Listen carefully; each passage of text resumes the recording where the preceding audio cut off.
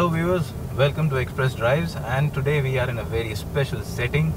Well, as you can see, I'm inside a car and we've got a very special person with us. We've got Mr. Steffen Knapp, who is the Director of Passenger Cars for Volkswagen India. So, hi Mr. Knapp. Hi, how are you doing? Great. Thank you very much for sparing time and talking to us. It's lovely being in a Passat and driving around now. Absolutely. So, a little different setting than the usual interviews that you see, wherein we are mostly in a room, we're in a car, we're driving with Steffen, and there's a lot to talk about. So let's get this conversation started. So Steffen, we know that you have just completed your 1 year in Volkswagen India. So if you could talk to us about how has the overall journey been for you, and what are the kind of strategic changes that you've bought into within this 1 year in the company? Yeah, it's been a tremendous and exciting journey actually. Privately as well as professionally. Okay. So my family established here. We are very happy here. We're welcomed very warmly by everybody, and it's a pleasure living in India. It's really a nice country. Professionally, it's been an interesting year in terms of a lot of activities we did. Right. So in the first phase, you normally get started by understanding the market. You get started by understanding your team. You get started by understanding your partners. Right. So I just took 3 months for me just to take and analyze and see and get a little bit acquainted with the situation we're in. In the second part, then we were starting to define the strategy. So where we want to go, what are our challenges, where are the areas where you need to put on your priorities. So we developed by the end of the year for us a compelling vision. To reach 3% market share within the next 5 years and to become a sustainable brand in India. Right. So we delivered then ourselves a mission statement. So how do we want to achieve it? What are the key ingredients to get there? And that's that we want to be the most connected, the best connected brand to our customers with the highest loyalty of any automotive brand in India, together as one team. That's very important. Our partners, our customers, as well as my team in India. Then the next step what you do is, as you also in your job is the same, you have scarce resources. Yeah? I don't have 1,000 people working for me. So we decided what are the strategic priorities you're going to work on. So we defined 6 strategic priorities. Okay. And the first priority, obviously in my business, is people. Okay. Yeah, you have to have world-class people to retain them. You have to attract them. Why? Because I am personally in my area where I'm responsible for, I'm not producing cars. So I'm selling them, I'm giving a special experience to my customers. And this is mainly driven by people. It's a service is a people's business. Absolutely. And therefore we are focusing very much on a lot of activities around that pillar. The second pillar, what we are looking at is, and that is in our mission statement already concluded, is loyalty. Because I think we have now a car park of 330,000 people driving our products. Right. And it's now time to establish at every single touch point a reason for our customers to repurchase our products, as well to repurchase our services, what we are offering to our customers. Right. So loyalty is the second pillar we are looking at. The third pillar we are looking at is at the brand. What I mean with brand is the first thing what you have to understand, and it was pretty obvious for me, is India is very, very diverse. Right. And to apply the same kind of marketing, to apply the same kind of activities is not right. So what we started is to regionalize. So we do there's different forms of marketing with different messages in different parts of the country, and that has proven to be pretty successful.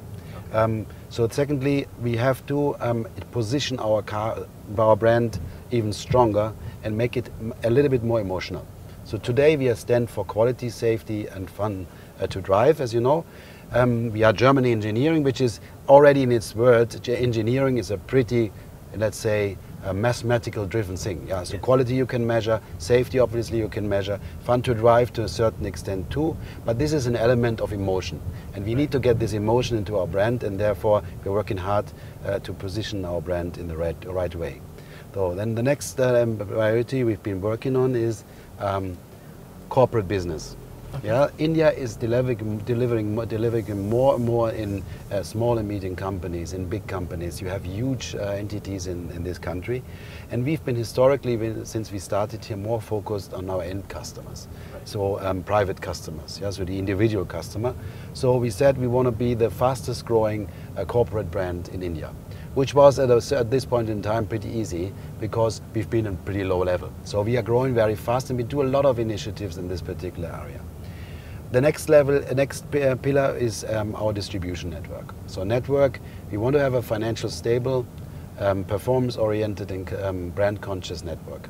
So that we are fortunately have a pretty stable network. We have a good network, but obviously as time goes by, we need to kind of get them now into the next level in terms of customer experience. Yeah, and that relates now to the last pillar, which is digitalization. Everybody talks about it. Absolutely. Yeah, our idea is to digitalize the complete sales and service funnel. So journey. So from starting when you touch base with us the first time on the web page, you should have the same digital experience when you enter in our showrooms. Be it a sales consultant with an iPad explaining you on this iPad the features of the product, be it in the process how you purchase the product, that everything is paperless, be it in the way how you receive when you come into our active reception. You walk around the car, you have an iPad, he's explaining you the problems you might have to change, then it's automatically done in offer, your car gets into the service, and you get on 6 particular trigger moments an SMS where it is now. Up to the extent that at the end you get a message, your car is ready, do you want us to bring it to you, or are you preferring to take it with you? Right. So the complete journey in terms of digital we are working on. Because I think it's an hygiene factor today, and is a necessity for us to get this premium aspiration which we have and which we are, also transferred to the customer in the right way. Right. So this strategy has been implemented, and we are relentlessly working on this topic. Okay. So the next level is obviously that you refine the product. Yeah, that you ask yourself what is right for the market. And that was for us a very important step, that in the 2nd of July we announced India 2.0, an investment of 8,000 crores Indian rupee here into this country with a fully localized product, which enabled us also to get to the customer with the value proposition which is more relevant as it is relevant today. Because India is driven pretty much by value for money, very, very much. It's a very aggressive, very challenging market, and therefore the only solution is to get the right product with the right price at the right point in time, at the right experience into the market. And that's exactly, to put it in a nutshell, what we are working on, to get to the next level. Because if I look at my son is only 10, and we are already also only 10. So we're not so long in this country. So we are still in the development phase. Yeah?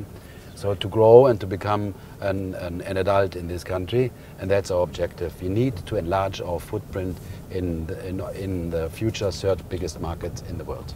And you also mentioned in these 6 areas that you just mentioned, you talked about people. So if I have to talk about it a little deeper, what kind of changes have you made within the organization to make it better for the people? If I give you an example what I mean with people, so in our own national sales company in Mumbai, we've been just elected the best employer of Maharashtra, so the best place to be. Right. And what kind of changes did we do? We did, for instance, introduce flexi time. So let's say, for instance, a mother working in our organization has a little baby. She can bring her baby to the crash in the morning. She can start now at 7:30. We used to have the starting point at 9 o'clock. Right. Yeah, and she can leave at 4 o'clock. Okay. So she has much more time for her child, and it's more convenient for her to integrate her traveling time with her daily work. We introduced, for instance, as one of the first ones in the automotive business, I think we are even the first ones, we introduced work from home.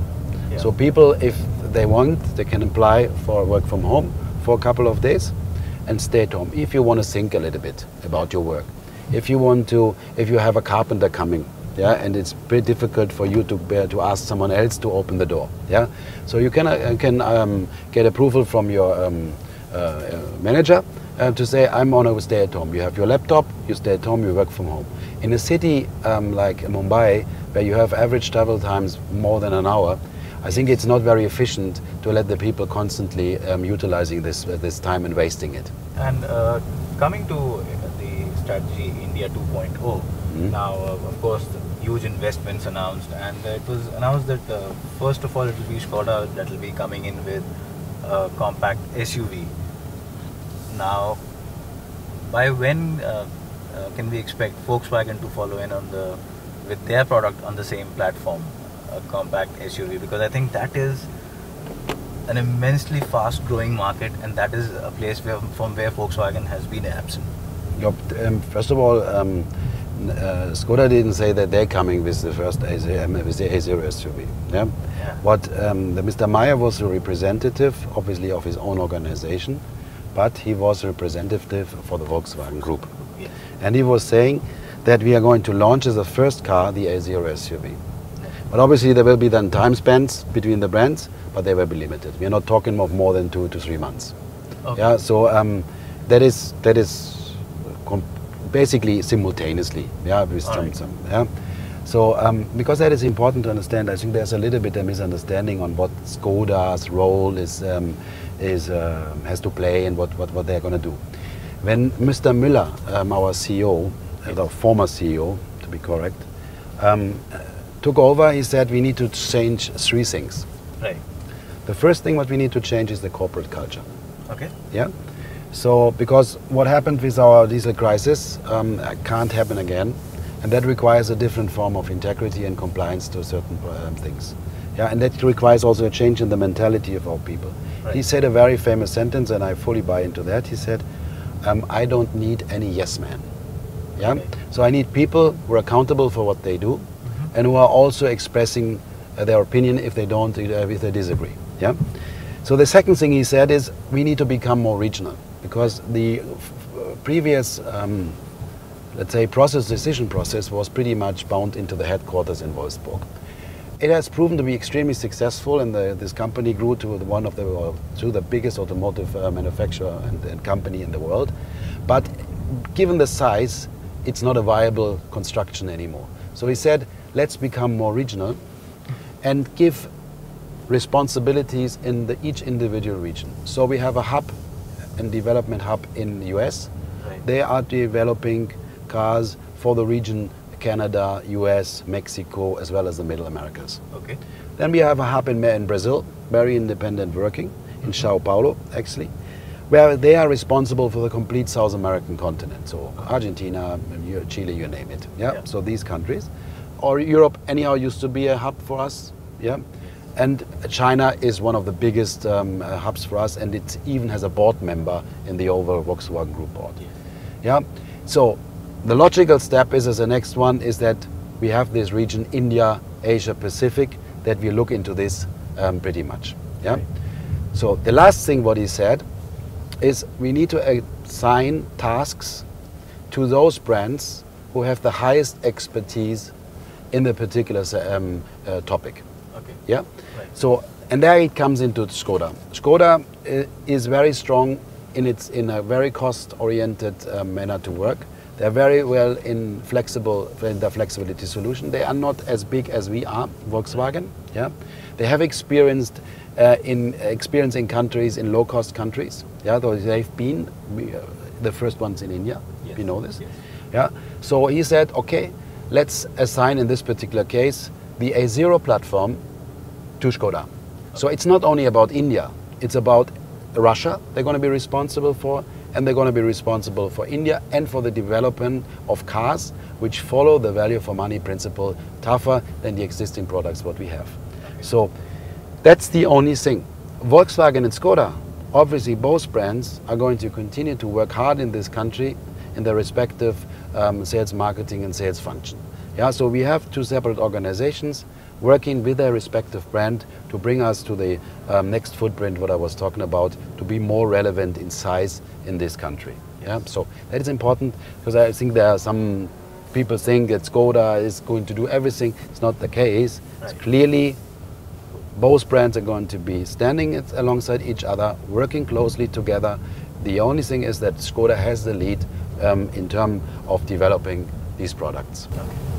And it was also mentioned that beyond 2020, that is 2020, there will be two new cars each from Skoda and Volkswagen. So if you could probably give us some insight into what kind of models would these be, or what kind of new segments are you trying to eye with the new models? So the first product was already officially mentioned. It's an A0 SUV. Yes. And on the subsequent products, and we're not restricting it only to 2+2 or whatever you heard, we are looking at all the possibilities on A0 MQB platform. So and there is a lot. Yeah, you know, the MQB platform is one of the most flexible platforms in the world. Yes. We're very proud of this high technology platform, and there's a lot being built on there. You know that we are already here with MQB. We are just driving in a very nice Volkswagen Passat MQB platform. Yeah. So we are looking at multiple options on this MQB platform to launch. But what we want to do is, and that I think is the right strategy, to have exactly the spot-on product. And there we need to be sure what we do. We are believing in the SUV segment because it's getting more and more important in India. So almost now already the second body style type what we have, following hatchback and now overtaking sedan. And it's growing rapidly. And also from my point of view, the A0 SUV as such is the spot-on product for India. Higher ground clearance, SUV-like, higher seating position, and what Indians like, it's a little bit fashionable too, yeah, right. Because everybody's into the SUV hype there. And it has the package for families, more space, and as you are, to say it a little bit slappy, you are a pretty productive country, space matters to get a lot of people in the car. Yeah, that's correct. So, I mean, you spoke about the MQB platform. Now, what are the chances of the new, the MQB platform-based Polo making it to India? I mean, Polo's been around now for a long time in India, and although it's a great car, but now if you compare it to some of the new competitors, there's need for a new Polo now. So what are the plans for the company on that? Like I said, it's part of the package now. It's MQB platform based. We have a car already on MQB platform, yes. Which we are selling pretty successful in a couple of countries already, on continents. Yes. So we are analyzing exactly this package. Yeah. Right. Coming to your statement on the Polo, I would slightly disagree. I see our Polo in a lot of values still better as a competition. Yeah. Okay. Be it quality, be it safety, we are still state of the art. Yes. Also with our GT-TSI we've been previously talking about, yes. This is still the best performance car in the segment. True. And our results being stable in this this car and even growing now in the recent months shows that there's a lot of elasticity in that car still. Yeah, so it's pretty, it's our hot seller. Okay. People are very confident on this. Residual values are on the spot. Right. Last year, for instance, we've been nominated by IBB to have the highest residual value on a sports car in this segment. So it's very, very stable. So, Stephen, there's been a lot of noise around electric vehicles in India lately. And I know Volkswagen already has the technology to get these vehicles. But what's your take on electric vehicles and their viability in India? And by when do you see them going into mainstream and Volkswagen entering this space? Yes, that's right. But I think that the electrification discussions kind of slowed down a little bit recently, I would say. First of all, I think it's the technology of the future. Our group is heavily investing into that, and we have this vision, but how we call it, we are going to sell and build millions for non-millionaires. Okay. That means accessibility is one of the key things we need to fix, right, so that people get 2 or 3 core problems with electrification out of their mind. One is the distance. Yeah. So how many kilometers can you drive with such a vehicle? The second one is its price and value for money proposition, and the third one is to have the right infrastructure available. Right. And coming to that point is exactly the same topics what we are facing in India, but obviously to a different extent. Yeah, because the value for money proposition is even more important in this country. The infrastructure is even more important in this country. Yeah. So that needs to be established. Yeah. If you look today at infrastructure, we're having, I think, in Mumbai, 250 charging stations. In Mumbai, 22 million people living. So the infrastructure is not there. Right. I think charging points at such wouldn't be the big issue. I think that is a matter of time. It's coming. But the stability of electrification also is the point. Yeah? So if you can believe you are sitting in Chennai in the morning and the people coming, or in the evening the people coming back and all are plugging in the cars, Right. I think there are a lot of electrification will stop, will break down. So infrastructure is a core topic. Secondly, when you come for value for money, there we have also discussions in terms of, is the technology available in India? Battery. We don't have any technology on battery in India as such. So that means a majority of battery needs to be imported. And then subsequently the prices are going up because of the import duties which are put on these cars. Right.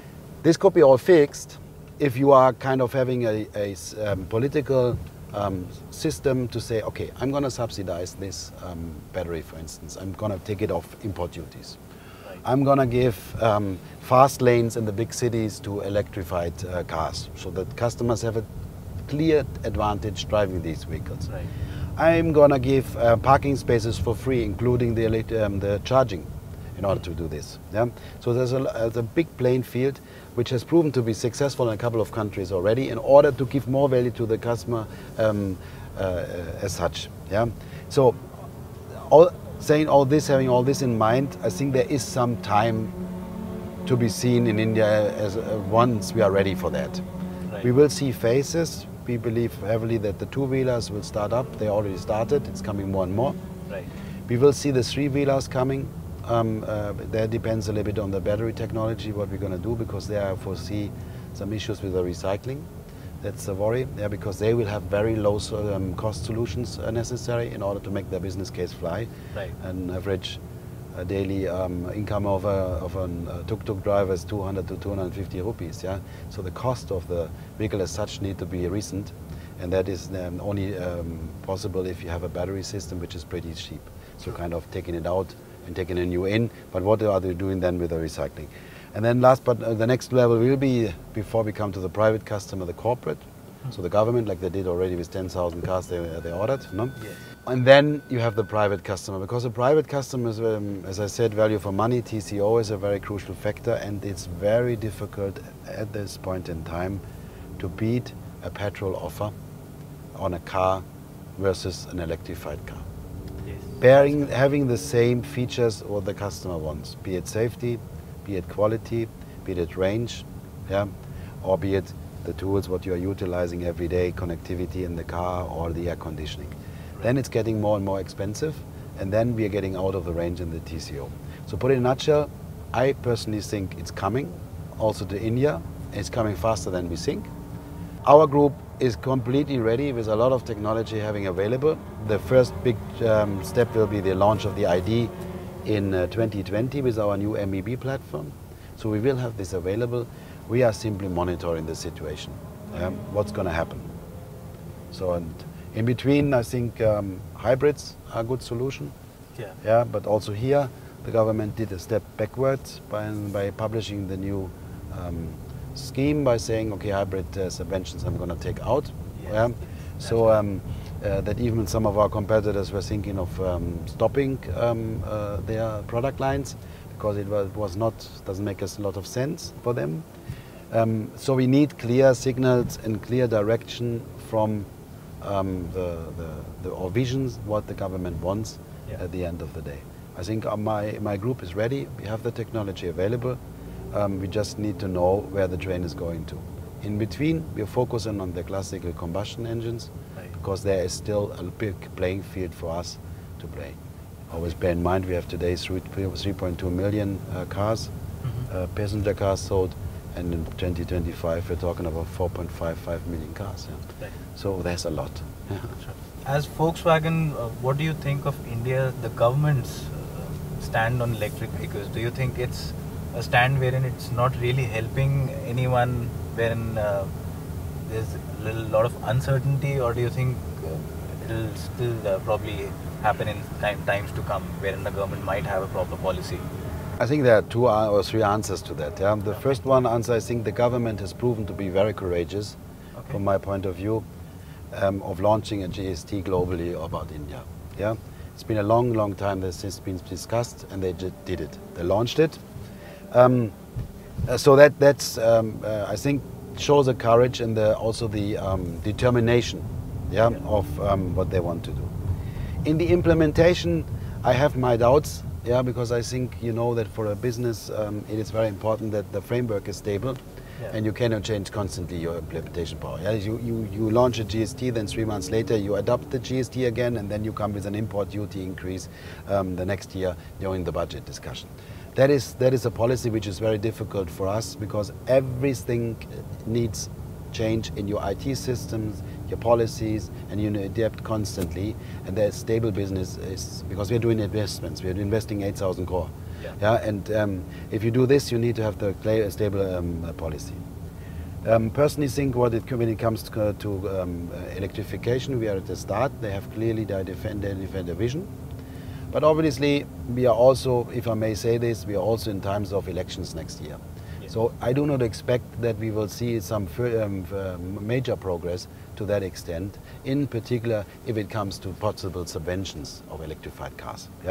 So once the decision's been taken, who's going to be the new government, I'm 100% sure that we will see the next push in this direction, because the environmental situation in India requires a change in its policy.